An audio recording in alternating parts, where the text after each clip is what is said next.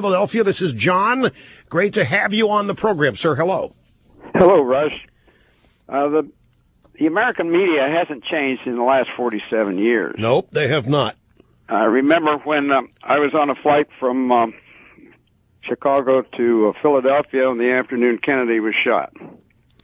The pilot told us of the tragedy.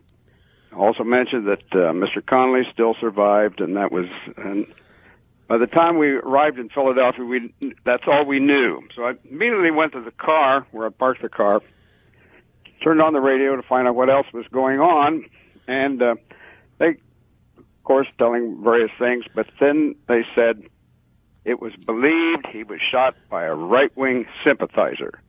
That was back in 1963, and they haven't changed since. Yeah, and the theory back in 1963 was Kennedy was in trouble. And according to re-elect polls back in 63, he was losing.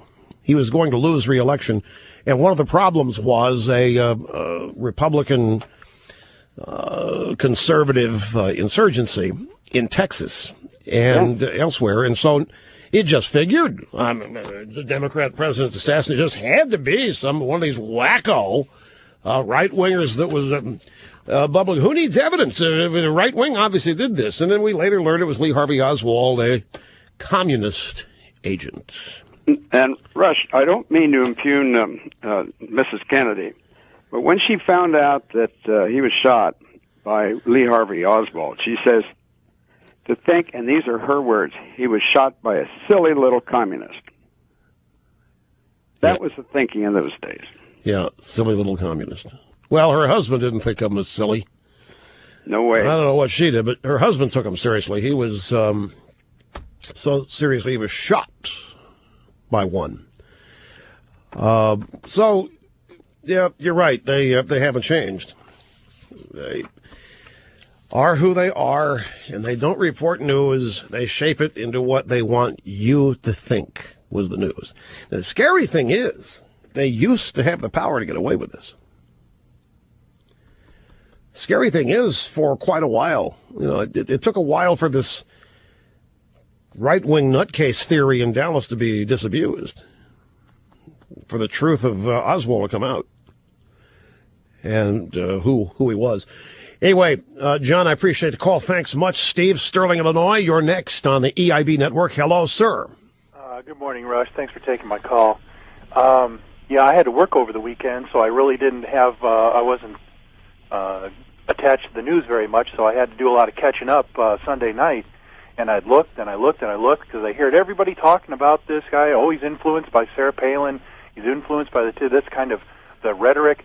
But nobody ever said anything about his possible political leanings. And that made me curious right then and there, because every time, like what they did with Kaczynski, the Unabomber, whenever you hear the media be very silent about those kinds of things, it usually doesn't mean that they were a right-wing kind of person, because if they found a dog, if it was the opposite of what happened to Kaczynski, if they found a dog-eared copy of Sarah Palin's book in his room at his house, you would have heard about it within a couple hours. But I had to search and search, and I finally found, I think it was the Tucson paper, Phoenix paper, I'm not sure which one it was, made a report about former classmates of his that were sending her tweets, and she was twittering about his very left-leaning rhetoric, and that he was he's a very liberal, angry young man, and you don't hear about that. I'm not hearing about that anywhere. No, what you are seeing, if you look carefully, on the blogs and other leftist websites, they're doing their best to destroy that female student, friend of his. She described herself as, back and forth liberal to libertarian, but they're doing their best to destroy her as a source, because she's describing this guy as, if he was anything politically, he was a leftist. I mean, anybody comes out with anything that, like you say, it doesn't fit their template, you have to destroy them. Doesn't matter whether she's telling the truth or not. That doesn't even enter into the equation. Exactly right. Exactly right.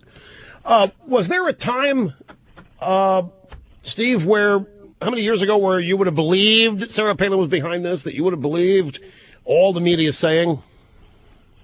Oh, me, myself, no. Yeah, okay. No. Well, see, that's what I was saying. During the whole Unabomber thing, I remember following that very closely. Mm-hmm. And then when the brother turned him in, even years later, unless it's somebody like you or Sean Hannity, if you don't listen to your show, you'd never know. That's right.